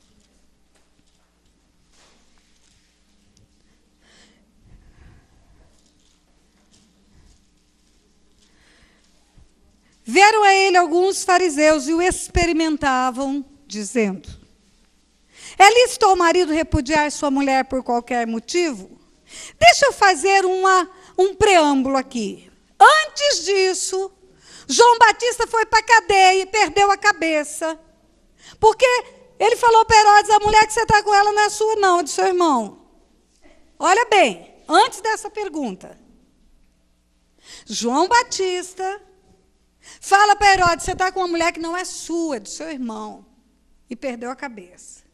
Os fariseus, nesse clima, vêm experimentar Jesus para Jesus falar o que ele pensa sobre isso. É lícito ao marido repudiar sua mulher por qualquer motivo? Então respondeu ele: não tendes lido que o Criador, desde o princípio, os fez homem e mulher, e que disse, por esta causa deixará o homem pai e mãe, e se unirá à sua mulher, tornando-se os dois uma só carne? Olha como não foi Adão quem disse, foi o Criador. De modo que já não são dois, mas porém são uma só carne. Portanto, que o que Deus ajuntou, não separe o homem. Jesus está falando agora. No texto original de Adão não está escrito isso. Está escrito: deixará o homem pai e mãe, unir-se à sua mulher, serão os dois uma só carne. Esse, portanto, esse de modo, é Jesus que está expondo. Esse já é o parecer dele. De modo que já não são mais dois, porém uma só carne. Portanto, o que Deus ajuntou não separe o homem. Versículo 6, é parecer de Jesus. Replicaram-lhe. Olha a cilada dos fariseus. Por que mandou Moisés dar carta de divórcio e repudiar? Respondeu-lhe Jesus: por causa da dureza do vosso coração é que Moisés vos permitiu repudiar vossa mulher. Entretanto, não foi assim desde o princípio. Queridos, há uma diferença crucial entre mandar e permitir. Nunca Moisés mandou. Não existe esse comando da lei. Não existe um comando legal, nem no tempo de Moisés, nem hoje. Existe uma permissão legal. O comando legal, ele estabelece uma obrigação de fazer. Não é isso. Há uma permissão legal. Mas eles começam dizendo: Moisés mandou. Ele diz: não. Foi por causa da dureza do vosso coração que Moisés permitiu. O vosso coração é duro. O vosso coração não tem capacidade para perdoar. O vosso coração não tem capacidade para andar a segunda milha, para restaurar relacionamentos. O vosso coração não tem capacidade para reconstruir uma história. Então, para não haver o que havia, aquele apedrejamento de morte, então ele permite dar carta de divórcio. Respondeu-lhe Jesus: por causa da dureza do vosso coração é que Moisés vos permitiu. Eu, porém, vos digo, quem repudiar, mesmo com a permissão de Moisés, não sendo por causa de relações sexuais ilícitas, e casar com outra, comete adultério. E o que se casar com a repudiada comete adultério, ou seja, repudie por qualquer motivo, você está expondo a cometer adultério se casar outra vez, e está expondo a outra a ser adúltera se ela se casar outra vez. E aí eles dizem: se essa é a condição do homem relativamente à sua mulher, não convém casar. Então, é muito duro esse negócio, eu vou ter que ficar casada, é melhor ficar solteira. Em resumo, é o que ele está dizendo. Eu quero chamar a sua atenção, eu não quero prolongar nesse assunto, não. O corte vai abordar isso. Eu quero chamar a sua atenção para o seguinte: aqui tem 4 posições. Tem 4 posições aqui. Tem a posição do Criador. Deixará o homem pai e mãe, unir-se a sua mulher, serão os dois uma só carne. Portanto, o que Deus juntou, não separe o homem. Essa é a posição do Criador. Tem a posição de Moisés, homem. Moisés, homem. Você viu hoje de manhã que o padrão de aferição de Deus não permitiu Moisés entrar na terra prometida, porque ele é homem e passivo de ter um coração que pode se corromper em determinado momento. O domínio próprio não o exerceu, e o profeta falou pelo coração do profeta e não pelo coração de Deus. Irou-se quando Deus não mandou irar. Esse homem chamado Moisés, que não entrou na terra prometida, homem, Moisés, esse homem permitiu. Permitiu por causa da dureza do coração das pessoas. Melhor dar uma carta e liberar do que botar ela para ser apedrejada. Você se lembra que quando aquela mulher foi pega em flagrante adultério, esse flagrante só tem adultério se tiver 2. Cadê o homem? Cadê o homem? Onde ele estava? Só foi trazida ela para diante de Jesus. Até hoje, naquela cultura, a mulher que é apedrejada. Queridos, Moisés permite pela dureza do vosso coração. Dureza do coração já é pecado, já começa por aí. Porque quando o homem não perdoa, ele já está em pecado. Dureza do coração já está contra os propósitos de Deus. E tem a posição de Jesus. Eu, porém, vos digo que é só nessa situação que é permitido. Fora disso é adultério. Você sabia que muitos, no meio do povo de Deus, não estão nem com Moisés, nem com Jesus e nem com o Criador, estão com os fariseus defendendo essa tese? De repudiar por qualquer motivo? E nós, queridos, como igreja do Senhor, somos talvez a única instituição na face da terra que tem autoridade para pregar sobre um casamento até que a morte separe. Nós estamos vivendo numa sociedade que se chama pós-moderna, que já negligenciou todos os valores da família. Uma sociedade que levanta bandeira para casamentos de homens com homens, de mulheres com mulheres. E que levantam bandeiras negligenciando o valor do casamento. De homem e de mulher, a aliança. Aquela aliança que Deus é testemunha dela. E é nessa aliança bendita que os frutos poderão verdadeiramente ganhar nesta terra a plenitude da vida abundante que Deus tem para dar. Então, o meu conselho para vocês, conselheiros, é lute até as últimas consequências para restaurar casamentos. Lutem, invistam todos os argumentos que vocês têm. Invistam tudo o que vocês puderem para haver perdão, reconciliação, restituição. Não aconselhem separação.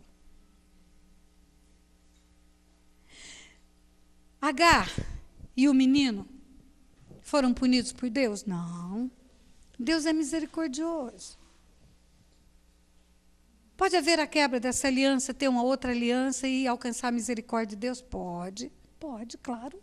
Claro que pode. Essa turma toda aqui vai depender muito da misericórdia de Deus. Muito. Cada manhã vai depender da misericórdia de Deus. Cada visita que um filho fizer, cada encrenca que acontecer. Fora a linhagem, fora os traumas emocionais, fora as questões de carência, de paternidade. Agora, queridos, tem uma grande diferença entre misericórdia e graça de vida. Sois herdeiros da mesma graça de vida, ele fala. Sois herdeiros, juntamente herdeiros da mesma graça de vida. Você quer entender a diferença entre a misericórdia de Deus se renovando cada manhã e a herança de uma grande graça de vida? Imagine o povo que foi tirado do Egito para entrar na terra prometida.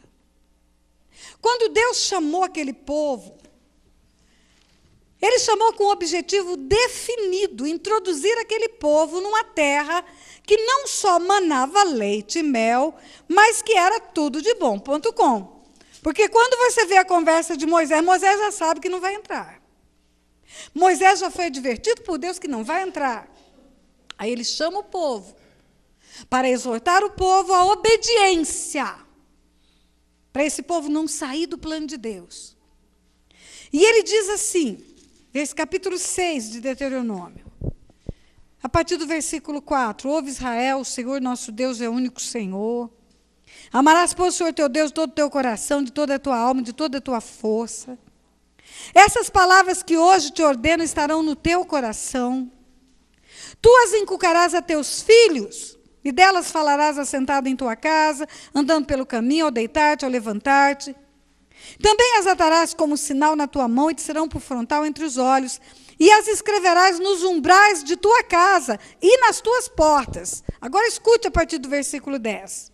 Havendo-te, pois, o Senhor teu Deus introduzido na terra, que sob juramento prometeu a teus pais, Abraão, Isaque e Jacó, te daria grandes e boas cidades que tu não edificaste. Repita comigo, grandes e boas cidades. E casas cheias de tudo que é bom. Diga tudo que é bom. Que não enchestes. Poços abertos que não abriste. Aqui tem poço de petróleo, tem poço de água. Vinhais e olivais que não plantaste. Negócios estabelecidos que eu vou tirar da mão desse povo que encheu a minha medida e vou entregar na mão de vocês. Casas enormes, cheias de muito conforto, em cidades excelentes, negócios prósperos funcionando Eu vou arrancar o povo que está nessa terra e vou entregar para vocês. Essa é a promessa de Deus. A bênção da terra prometida era essa. O projeto do coração de Deus era esse. O desejo de Deus era tirar aquele povo do cativeiro e colocar aqui, neste lugar. Quando você vê a história do êxodo, da saída deles do Egito, a Bíblia diz que eram 600.000 homens a pé, fora mulheres e crianças. 600.000 homens saíram com esta promessa. Você conhece a história, teve um lugar chamado Cades Barneia, um lugar limítrofe entre a caminhada pós-Egito e a introdução na Terra Prometida. Lá em Cades Barneia, Deus mandou 12 homens espiar a terra. Espiar, queridos, é ver, é olhar, olhar. A Bíblia não tem letra inútil, nem palavra que é com sentido dúbio, não. Espiar é ver, vá ver a terra. É como se Deus estivesse dizendo, vá ver que tudo isso existe e volte para animar o povo. Para esse povo marchar com vontade e desapossar essa terra dos gigantes. Você conhece a história que dos 12, a grande maioria, 10, maioria absoluta, voltou com o coração totalmente contra Deus. Murmurando, Deus tirou a gente para morrer, Deus vai matar a gente na mão do gigante.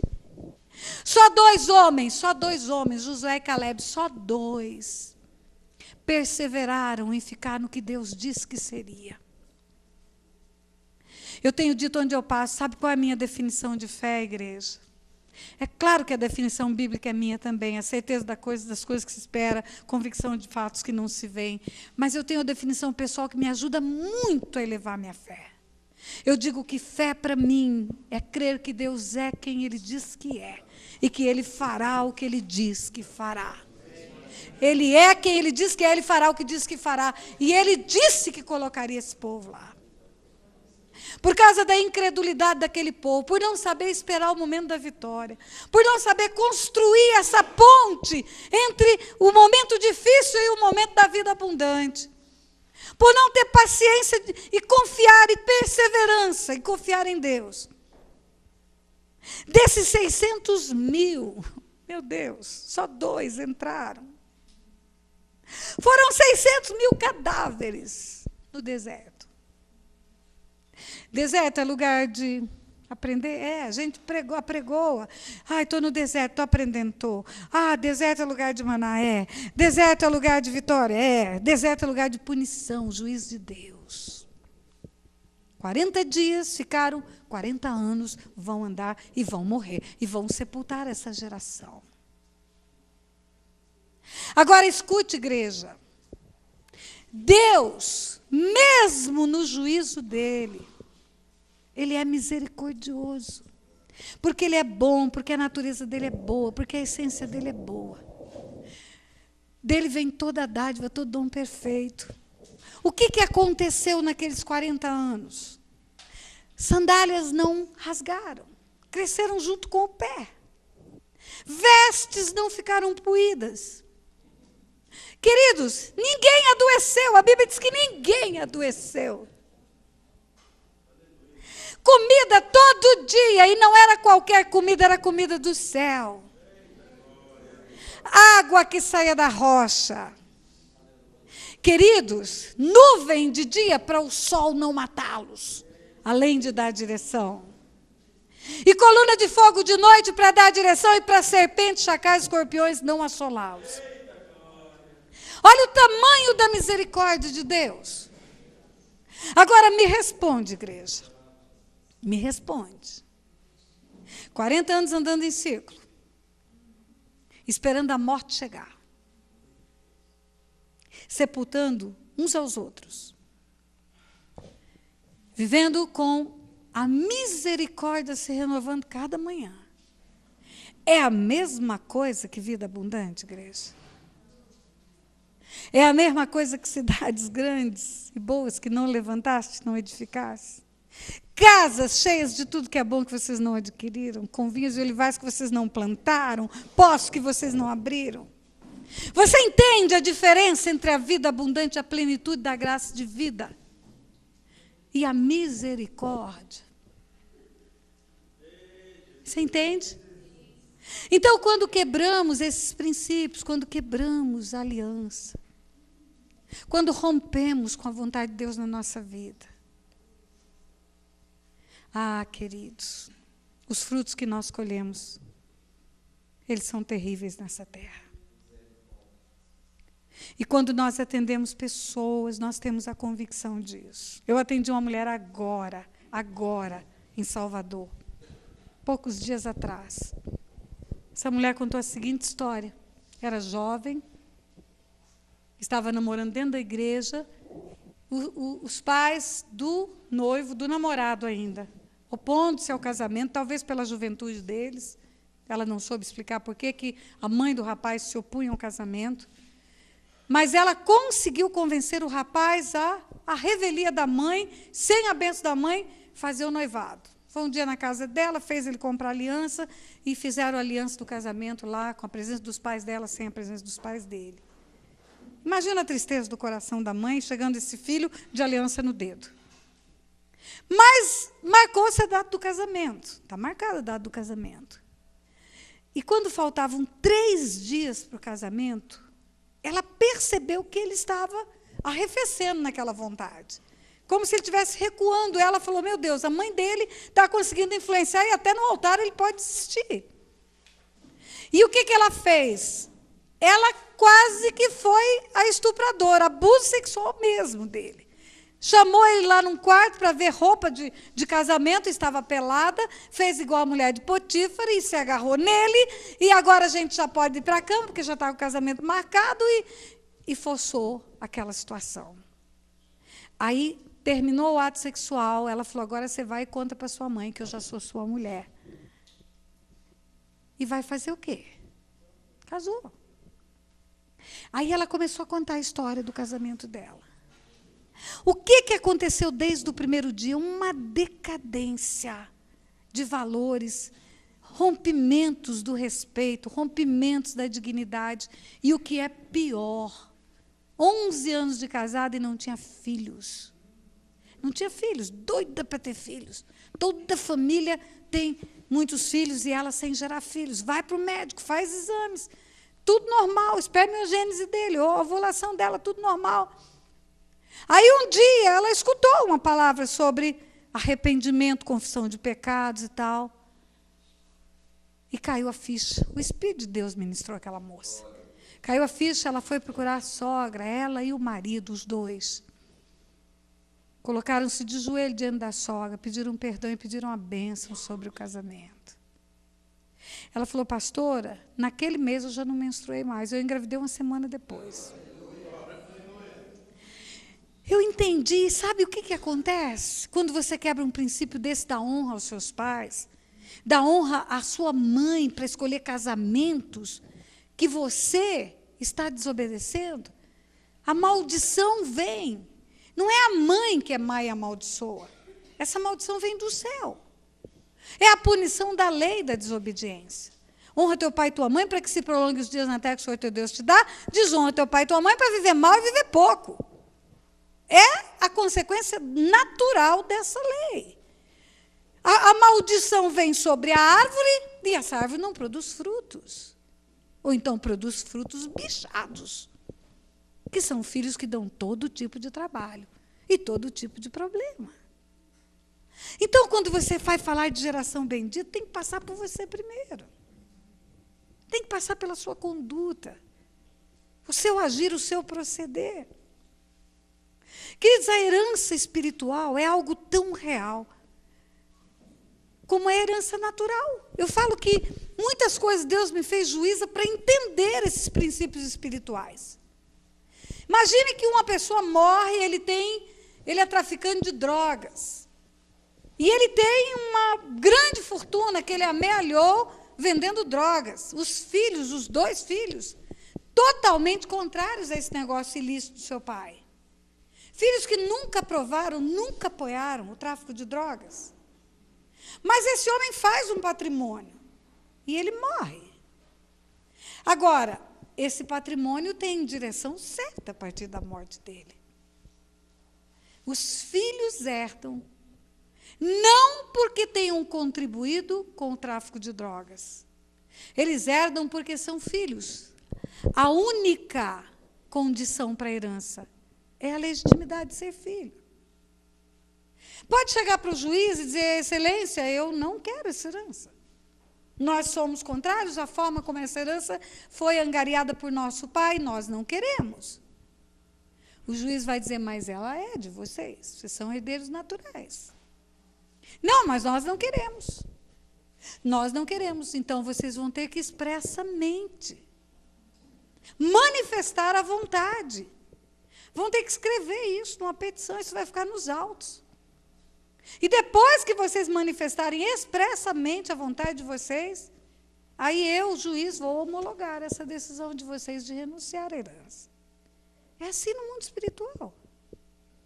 O que fazemos é um legado natural para os nossos filhos. A nossa desobediência aos nossos pais. Ah, queridos, quando chega alguém para atender filhos rebeldes e desobedientes, a primeira coisa que eu pergunto, como foi o teu comportamento com os teus pais? Como foi o teu proceder? Há uma geração moderna, agora é a pós-moderna, há uma geração moderna dos idos de 68 para cá, no mundo inteiro, uma revolução diabólica de insubmissão à autoridade. No Brasil, tempo da Revolução, o que se cantava? É proibido proibir. Eu não confio em ninguém com mais de 30 anos. Quem que tinha 30 anos? Os pais. Rompendo valores de Deus, princípios de Deus. Quando o Coate diz que quando quebramos princípios, os princípios é que nos quebram, é a maior verdade. A palavra de Deus, ela é de norte a sul, leste a oeste, para nos proteger das trevas. Quando a Bíblia fala, para isso o Filho de Deus se manifestou, para destruir as obras do diabo. É não só destruir na guerra espiritual, na luta espiritual, que temos que exercer, sim, com a autoridade espiritual que Deus nos dá, mas também pela palavra, limpar a nossa história. Lembra, eu sou a videira verdadeira, meu pai é agricultor, todo ramo que está em mim, meu pai limpa, para que produza mais fruto ainda, e aquele que não produz fruto, ele corta, não fica em mim, não fica em mim. Ou fica limpo, ou não fica em mim. Em resumo é isso. E muitos na igreja, muitos, ficam no ora por mim, o crente 6 horas, 6 horas por mim, 6 horas por mim, 6 horas por mim. Queridos, não é intercessão que limpa. A Bíblia fala que quando a noiva vai se encontrar com o noivo, vamos ler isto? Apocalipse 19.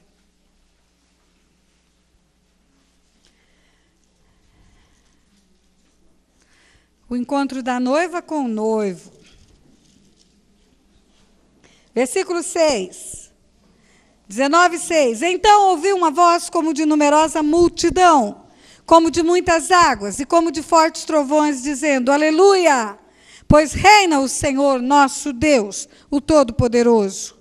Alegremo-nos e exultemo-nos, e demos-lhe a glória, porque são chegadas as bodas do Cordeiro, cuja esposa a si mesmo,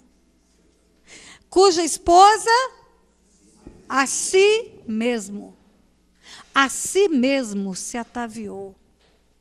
Deus nos dá os preceitos, os princípios, as estruturas, e nós, deliberadamente, pela nossa vontade, aplicamos na nossa vida. Há uma tendência nossa de culpar os nossos antepassados. Mas eu quero lembrar, trazer à sua memória uma história, que havia 2 homens no Éden, Caim e Abel. Um deles resolveu matar o outro, eles tinham a mesma herança espiritual. Mesmo local, mesma origem, mesmo pai, mesma mãe, mesma concepção. E um deles escolheu o mal. Sempre vai passar pela nossa escolha, igreja. Sempre. O nosso sacerdócio, ele é permeado por escolhas da hora que saímos da cama até a hora que dormimos. Aonde formos, nós vamos estar sujeitos às coisas que não são certas e às coisas que são certas, em cada momento da nossa vida. Eu garanto para vocês que se nós aplicarmos os preceitos de Deus da maneira mais espetacular que pudermos, até com sacrifício, sim, com sacrifício, porque quando Jesus diz, Pai, se possível passa de mim esse cálice, que não seja feita a minha vontade, mas a tua vontade. Fazer a vontade do Pai foi sacrifício para o Filho. Eu gosto muito de um texto que está em Hebreus. Esse texto, para mim, ele fecha essa submissão de Jesus a essa vontade do Pai. Hebreus capítulo 5, está escrito assim no versículo 7. Ele, Jesus, nos dias da sua carne, tendo oferecido com forte clamor e lágrimas, orações e súplicas, a quem o podia livrar da morte. Escute bem, aqui está tudo no plural. Ofereceu com forte clamor e lágrimas, orações e súplicas. Não foi só aquele chorinho do Getsemane. Foi muito choro e muito grito. Ofereceu a quem o podia livrar da morte, tendo sido ouvido por causa da sua piedade. Claro que ele foi ouvido, o Pai não é surdo. Embora sendo filho, aprendeu a obediência pelas coisas que sofreu. E tendo sido aperfeiçoado, tornou-se o autor da salvação eterna para todos os que lhe obedecem. Está escrito aqui. Tornou-se o autor da salvação eterna para todos os que lhe obedecem. A vida cristã, ela é sacrificial, sim. Muitas vezes nós vamos ter que dizer, Senhor, não é a minha vontade, mas eu vou me submeter à tua vontade.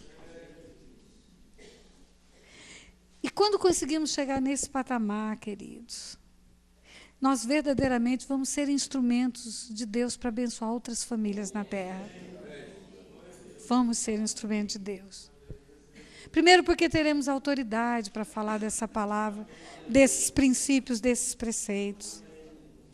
E segundo, porque as pessoas virão a nós, sim, porque elas vêm em busca de ajuda. São inúmeros os casos que teria para te contar. Inúmeros casos de restauração, inúmeros casos de reconciliação, inúmeros casos de volta à casa do Pai, de conversão do coração dos pais aos filhos, dos filhos aos pais. Mas toda vez que isso acontece é porque algo prevaleceu, a vontade de Deus, que é boa, perfeita e agradável. Cada pessoa que você atender vai ter 1000 motivos para justificar o pecado. Desde Adão tem. Adão fala para Deus, essa é a mulher que o Senhor me deu. Por isso que eu comi. Desde o Éden, há uma justificativa para o pecado. Mas desde o Éden, o Senhor fala, o pecado jaz à porta, a ti te cumpre dominá-lo. Queridos, eu quero encerrar orando com você. Mas antes eu quero lembrar o que eu te falei ainda há pouco. Diante do trono de Deus, a visão que Isaías teve é que um anjo fala para o outro, santo é o Senhor, santo é o Senhor, santo é o Senhor, santo é o Senhor, santo é o Senhor. Depois disso, Isaías viu um anjo pegar com uma tenaz uma brasa viva que tirara do altar. E tocou os lábios de Isaías e disse o que o anjo? Isaías 6, eis que a tua iniquidade foi tirada e perdoado o teu pecado. Vem do trono da graça a provisão para tirar a raiz de iniquidade da nossa vida. E vem a graça redentora da cruz para perdoar pecados. E depois disso, a Bíblia fala que depois disso, Isaías ouviu o Senhor dizendo assim, A quem enviarei? Quem há de ir por nós? Depois de ver a grandeza de Deus, depois de ver as vestes do Senhor enchendo o templo, os anjos dizendo uns para os outros, santo, santo é o Senhor, santo é o Senhor dos exércitos. Depois disso, ele escuta a Trindade, porque é por nós a pergunta. A quem enviarei? Quem há de ir por nós? Ele escuta o Pai perguntando quem há de ir por nós. Sabe por que Deus quer limpar a nossa vida? Por que Deus cria no coração de Cote, de tantas pessoas nessa terra, desejo de trazer essas palavras de libertação, de edificação, de restauração, de conserto, para sermos instrumento de Deus nessa terra. Para Ele usar a nossa vida no meio da nossa geração. Eu estava de manhã aqui. Pastor Luciano Subirá conta que ele foi impulsionado por Deus a dar um abraço num rapaz. E o rapaz naquela hora estava pedindo aquele abraço a Deus.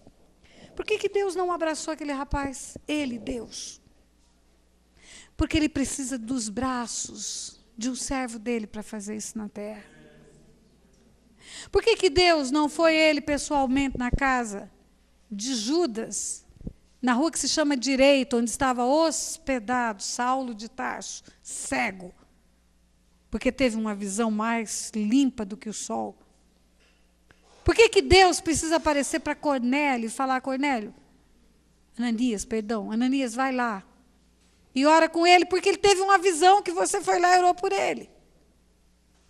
E Ananias ainda resiste, Senhor, mas não é esse cara que está trazendo cartas para perseguir todo mundo?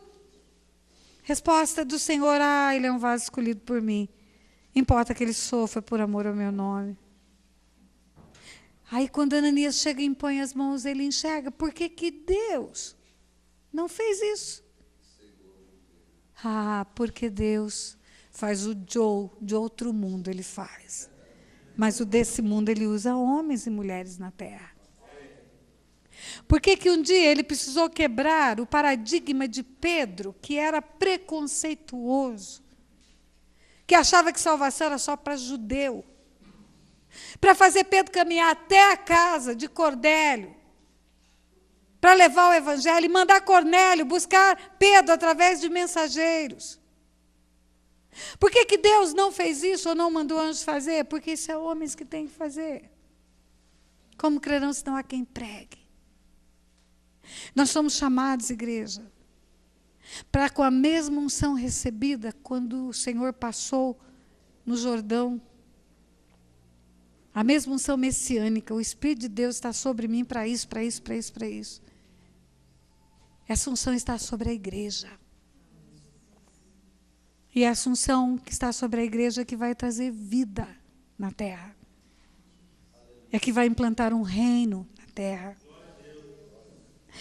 Quando eu olho para as formas como Deus age, a logística de Deus para usar homens, e vendo Deus usar até homens ímpios para cumprir os seus propósitos. Eu tenho vergonha do tempo que eu dizia, Deus, o Senhor não precisa de mim. Hoje eu sei que sim. Que Ele precisa de mim para orar, para ensinar, para pregar, para aconselhar, para exortar, para libertar, para falar das coisas do reino dEle. E o Senhor quer limpar a sua vida, quer dar forças e ferramentas para você limpar outras vidas. Para plantar na terra uma semente boa, implantar o reino de Deus. Amém, igreja? Eu quero que o tecladista venha para cá, ou o violão, alguém que toca. Vamos tanger um instrumento aí. Eu quero orar com você.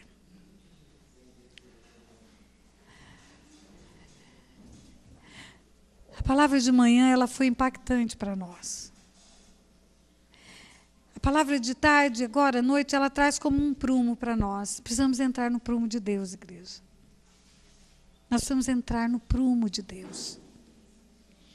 É nesse prumo de Deus, maridos na posição correta, esposos na posição correta, filhos na posição correta, exortados na medida certa. É esse prumo que vai trazer famílias benditas para a terra. Eu tenho certeza que se nós fizermos a nossa parte, o dever de casa direitinho. Deus vai cumprir na nossa vida a promessa de salvar a nossa casa. Às vezes você até fica abalado porque você ensina tanto uma geração e a outra geração parece que está quase se perdendo, mas eu creio na fidelidade de Deus porque não baixa a guarda, continua intercedendo, continua lutando no mundo espiritual. Mas você ainda está vivo, apesar de Deus não mandar você exortar 2 gerações. Ele diz que uma geração ensinará a outra. Você pode ensinar a geração que ainda está viva a ensinar a outra geração. E levantar essa corrente bendita na terra. Curva a tua cabeça. Se essa palavra de alguma maneira trouxe arrependimento para as mulheres, por estarem fora do seu papel, coloque-se diante de Deus, confesse esse pecado.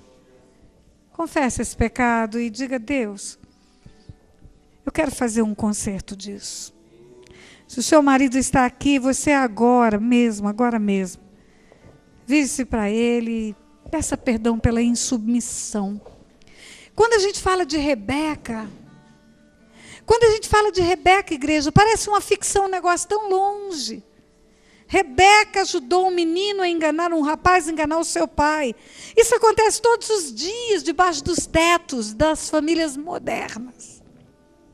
São filhos que têm limites estabelecidos pelos pais, e as mães ajudam os filhos a romper os limites. São filhas que estão indo para a cama com os namorados, com a autorização da mãe, escondendo do pai que está dando autorização. São filhos que o pai diz: olha, é para dormir às 11. Mas ele trabalha tanto, ele chega tão cansado em casa que ele vai dormir às 10. E o filho chega 2 horas da manhã. E ele pergunta para a esposa: que hora o menino chegou? Chegou às 11, ela diz.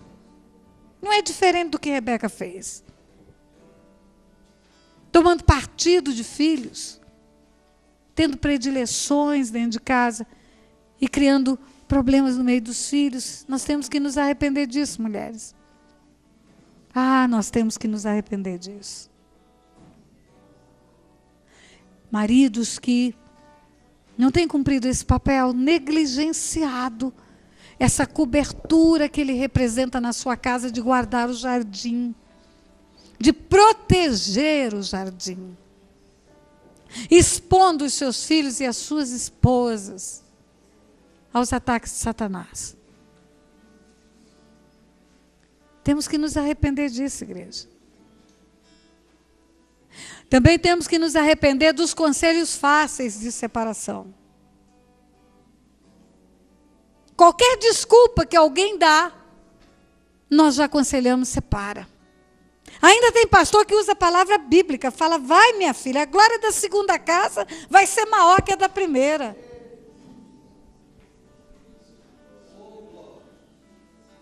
Usando textos bíblicos para pretextos de descumprir a palavra de Deus. Nós temos que nos arrepender como igreja por isso. Homens que vão para o altar, deixaram suas famílias, deixaram seus filhos nas mãos de outros homens agora. Como o pastor Luciano Subirá disse hoje de manhã: quem não cuida dos seus é pior do que o incrédulo. Diante de Deus são como homens ímpios. E assumindo lugar de púlpito, de sacerdote.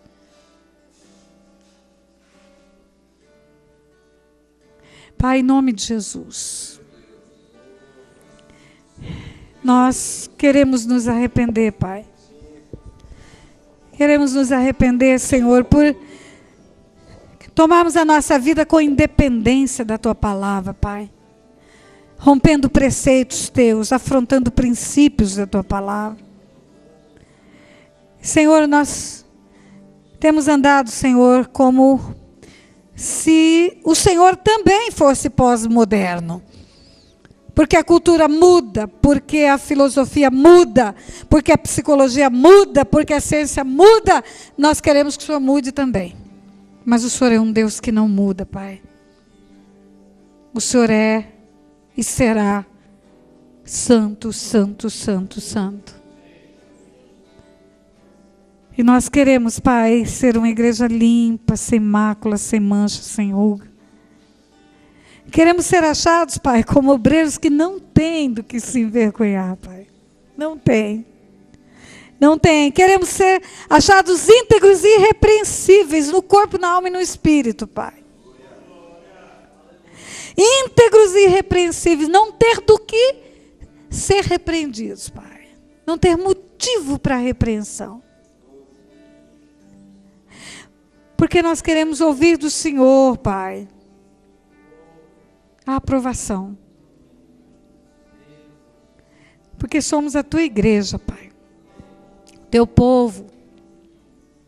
A tua palavra diz que o teu filho, com o seu sangue, comprou povos de todas as raças, tribos e nações, e os constituiu reino e sacerdotes. É esse reino, Senhor, que queremos ocupar. E queremos ouvir de Jesus: vinde, benditos do meu Pai, para o reino que vos está preparado desde antes da fundação do mundo. Antes de fazer o mundo, o Senhor preparou esse reino para nós, Pai. E nós queremos isso, Pai. Queremos os valores do teu reino. Queremos os princípios do teu reino. Queremos, Senhor, que a tua vontade, que é boa, perfeita e agradável, prevaleça sobre a nós. Queremos a sabedoria do céu, Pai, não essa sabedoria que é terrena e demoníaca. Para conduzir a nossa vida em família, Pai. Eu oro, Senhor, pelos casamentos aqui representados. Que venha, Senhor, uma bênção especial sobre as famílias aqui representadas. Eu oro, Senhor, para que eles possam experimentar aquilo que eu tenho experimentado na minha vida em família, Pai. Um esposo que me protege, que me cobre, que me ama. Experimentar, Senhor, a vida em família. Experimentar a alegria de tomar nos braços os filhos dos filhos e até os filhos dos filhos dos filhos. Como eu sei que o Senhor vai me permitir, Pai. Eu quero, Senhor, declarar sobre a vida deles uma bênção semelhante a essa. Abrir a minha boca para profetizar isto neste lugar, Pai. Em nome de Jesus. Em nome de Jesus. Amém, igreja?